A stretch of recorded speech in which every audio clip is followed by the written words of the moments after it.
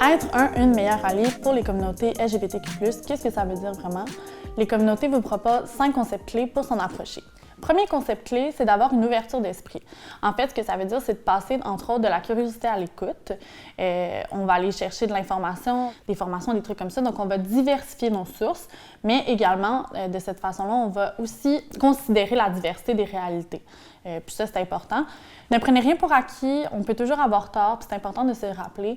En fait, les concepts évoluent dans le temps, donc c'est important également d'accueillir les critiques et les commentaires qui vont être faits de la part des communautés LGBTQ+, à notre égard.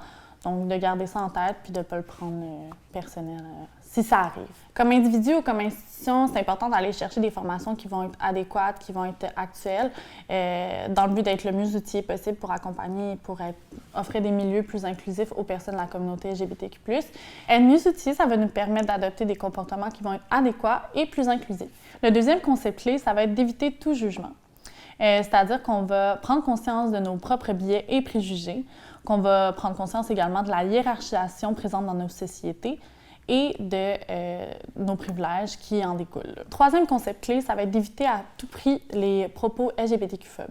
Donc, ce que ça veut dire, ça va être de prendre le temps de s'informer et d'apprendre pour éviter de poser des questions qui vont être intrusives. Prends le temps de te demander avant de poser une question, est-ce que c'est pour nourrir ma curiosité? Est-ce que cette question-là est pertinente?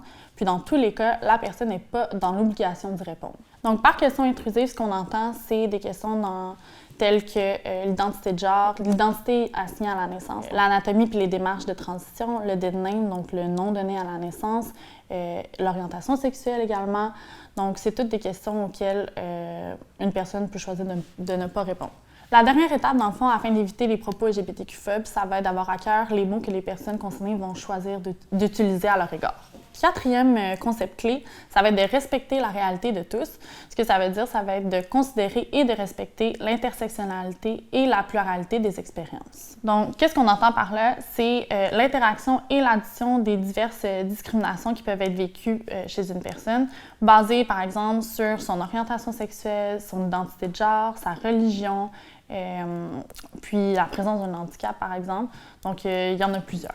Ce qu'il faut retenir, c'est que les personnes de la diversité sexuelle et de la pluralité des genres ont des expériences qui peuvent être complètement différentes. Donc, d'où l'importance justement de rien prendre pour acquis puis de continuer de s'informer. Cinquième concept clé, c'est la défense des droits. Donc, pour être un ou une meilleure alliée, il faut prendre part activement à une société qui accueille, soutient, respecte et supporte les communautés LGBTQ+. Donc, dans la vie de tous les jours, on va agir comme témoin actif devant des propos qui vont être, par exemple, LGBTQ-phobes, transphobes, etc. En conclusion, il ne faut jamais remettre en question l'identité d'une personne. Il faut offrir un espace de parole, puis adopter un langage inclusif. Puis avec tous ces éléments-là, vous avez tous les moyens nécessaires pour être en voie d'être un ou une meilleure alliée.